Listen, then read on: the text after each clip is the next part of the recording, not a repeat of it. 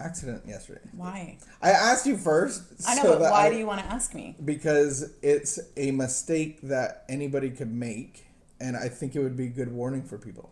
Really? It might save a life. Vicky almost could have died last night, but for the grace of God. Mm-hmm. Tell what happened. Just because I've been in the towing world, I used to tow vehicles, and I've towed this accident more than once. The worst part is it's somebody else's vehicle. Maybe that's the best part. No, it's not the best part. It's not. It's it's horrible. An old vehicle. And older, it's not old. Older vehicle, and I was filling it up with gas, and I couldn't find the gas release thing. And I pulled the wrong button. Popped the hood. Yeah. I couldn't see that it was for the hood. I looked, and there's no, it's all worn off. And so, but then I knew what I had done. Mm-hmm. But then I had trouble. I just was struggling. In this world, you will have trouble. I had trouble. I felt, and the guy, a promise in the Bible. The nice gentleman in front of me kept looking over, and I was like, wow, haven't had this moment in a long time. What was the struggle? Then first I couldn't get the gas cap open, and then I was trying to pay at the machine. How many times in the last 2 years have you pumped gas? That's the struggle. Yeah, that's the problem. Okay. So I'm out of practice. Untrained. And it's not my car. It's not my vehicle. So I'm not familiar with it. Okay, so carry on with... So anyway, finally got my gas pumped, and the gentleman in front of me was like, "Are you good?" Before he left, he was basically like, "You doing all right?" Oh, it was that kind of stuff. I was like, well, yeah. No, it was fine. He was just cussing. Like, "Hey, are you okay?" I was like, I don't. So you put the gas in the car. I said, "Not my car." You checked the hood because you thought it might have been popped. I actually made sure that because I was like, I think I pulled the hood, and so I tried to open it, and I couldn't. I was like, and it didn't feel loose at all. I thought that it would be popped up a little bit, right? That's how ours have always been. If you pull the latch, the hood pops up a little bit, so you can tell.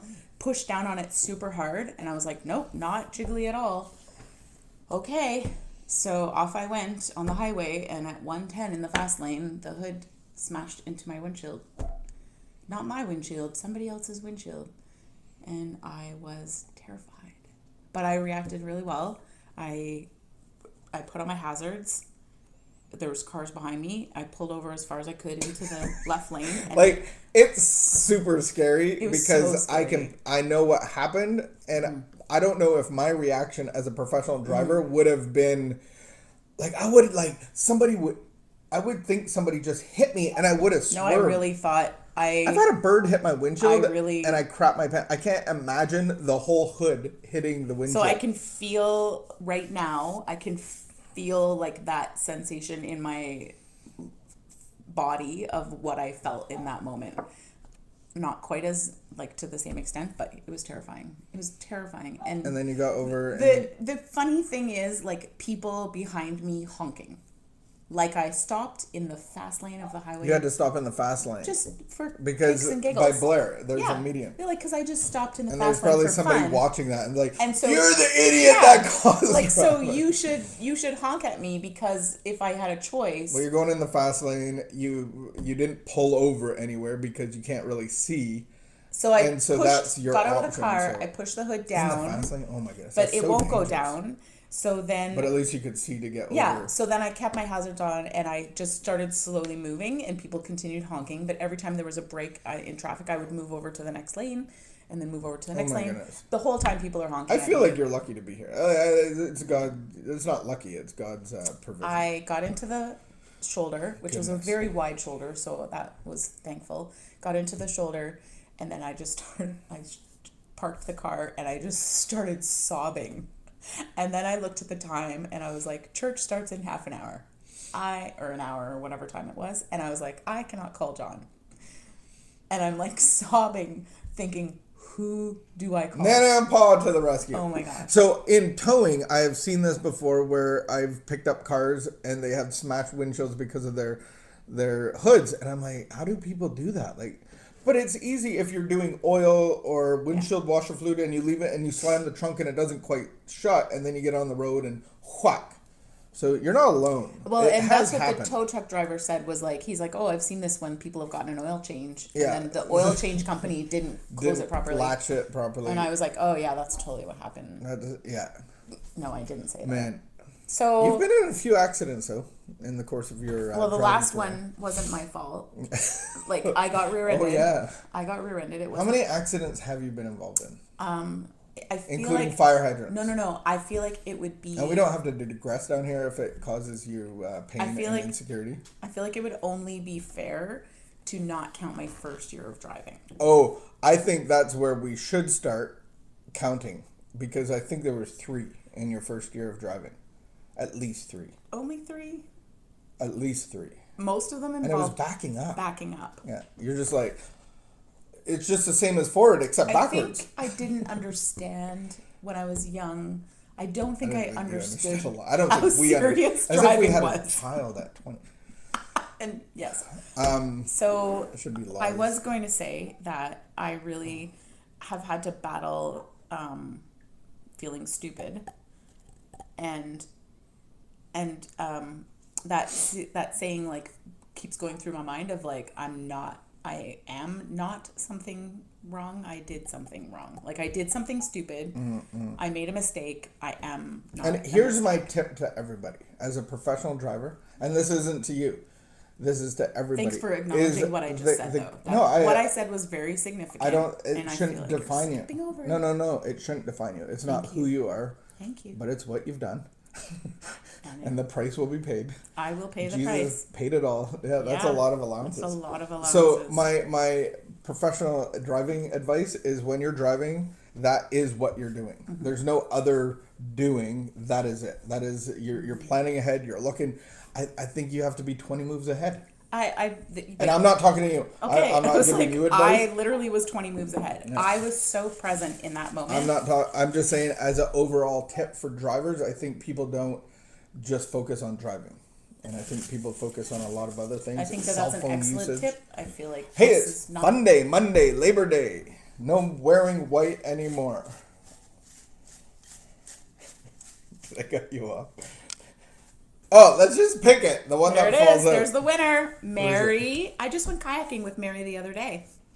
Mary Rennicks? Yeah. I just went kayaking with her the other day. Yeah. All right. Yeah, we had such a good time. Mary Rennicks, Congrats, like to Mary. give stuff away, and you get to pick a shirt or a cap or a 6-pack of kombucha. And we'll message you details. All those John, things. I love that you love to give away free stuff every week. Thank you. It's really fun. You love to give gifts. Do you, like, receiving gifts is your love language? What is your other love language? Attention. I don't know. You love getting gifts, though. I like time. Yes. And I like... Yeah, I like time probably the best. I know, but you love to give gifts. Like, not activity, but like... low impact activity like coffee shop or restaurants. You also love to receive gifts. I like receiving gifts. Remember the time I threw you a surprise party with all kinds of people? And you told them that it's mandatory that there is no gifts. And I'm like, why? I said no gifts. I would just say you don't have to give a gift, but... You've never forgiven me. That's just a dumb thing to do. Like, why would you do that? You've literally never forgiven me. And you're forgiven, but it's just a dumb thing to say to people. Like, if people want to come and give a gift, you shouldn't ban it. You should just be like, if you want to give a gift, that's fine. This isn't about gifts. It's about John. There was a lot of people. There was a lot of people at that party. I know. And two people did bring gifts, and they brought you books. Books. No, they brought you actual books. Maybe you got a gift certificate, but you also got 2 actual books, which was so funny because at that point you didn't read at all. I'm so sorry. Anyway, I think gifts. You're not a surprise party guy to begin with. I think there's one thing that I don't like about gifts is the expectation of return gifts, because there's some people that like to give gifts, which is great. Yeah. But then it's like, is it about giving and receiving, or is it just about I just want to give? Yes. Because you can make people feel weird. Yes. It's kind of like paying for somebody else's lunch. So I had lunch with someone the other day, and we have never gone for lunch before and we don't really hang out, but I would like to initiate a friendship with this person. And so I reached out to them and said, hey, can we go for lunch? And so I paid for her lunch. And I said, she goes, oh, I'll get the next one. I said, no, we're not going to do that. If I'd love to go out with you again, and please, like, we'll just pay for ourselves. Do you think men pay for lunches more than women? I don't know, but do you know why I said I don't want her to pay for my lunch? Because she has lots of money. No, because I don't want to modify what I'm going to order based on feeling like you might pay for me. I pay for I gotta pick something cheaper. I pay for a lot of people's lunches, like meetings and stuff. That's it. I think you should.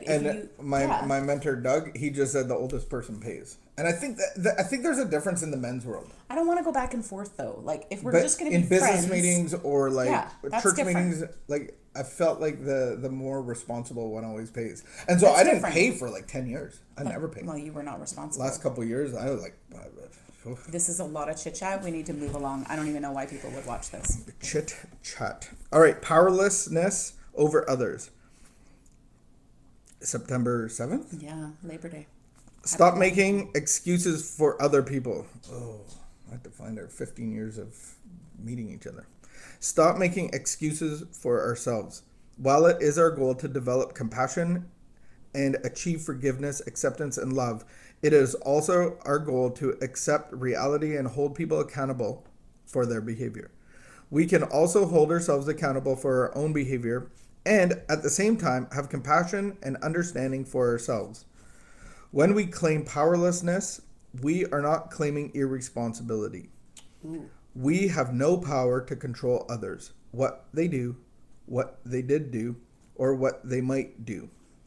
We're stating that we are willing to end an ineffective life based on willpower and control. And we're beginning a spiritual, mental, and emotional journey in which we take responsibility for ourselves. We are not victims. We are not helpless. Accepting powerlessness when that is appropriate enables us to begin owning our true power to take care of ourselves. Prayer for today. Today, I will avoid making excuses for my own or someone else's behavior. I will let excuses and responsibility fall where they belong. Amen. Consequences. Oh, excuses are the same, but I will let consequences and responsibility fall where they belong. Amen. Yeah, that's good. I notice I do that a little bit. What do you sometimes do? I make excuses for other people's behavior sometimes. I notice I do that. I feel like you don't make excuses for my behavior. No, never. I feel like I don't get away with you anything. Under the bus, the van, the moped. You're like on me. No, I make excuses. I do. I find that maybe it's a weakness, and I found though reading this, I need to detach from that because I've observed myself doing that. I make excuses for certain people's behaviors on minimizing the perception of the other person. I've done that a few times, and I've caught myself, and I need to detach from that. But I think the important thing is I think that's important because I'm agreeing with you, because we are responsible for ourselves. We're not responsible for them. Yeah, so and if somebody doesn't want a peaceful situation, then that's up to them. Mm-hmm.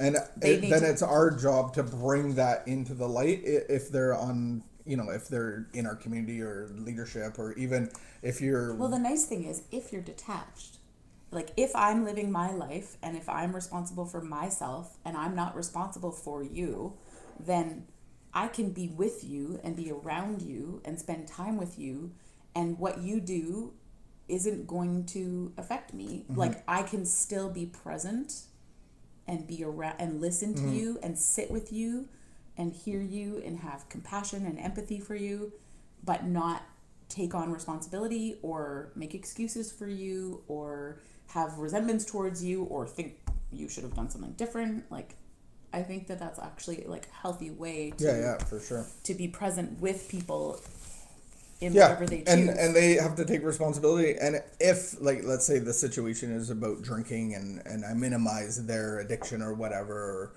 at the end of the day, it's like they have to take responsibility for them using or for them lying to other people or for them cheating themselves. And I think for the most part, we don't, like, you don't hang out with people that are continuing addiction. Like, that addiction gets in the way of our own intimacy. So at some level, it's like they're choosing to be friends with the bottle or the chaos or whatever it is.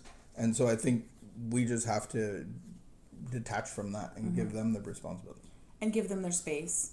Yeah, and know that God has their recovery with their timing, and we can support if they choose and pray. To come back, we are where we are. This is where we are. This is what we're doing.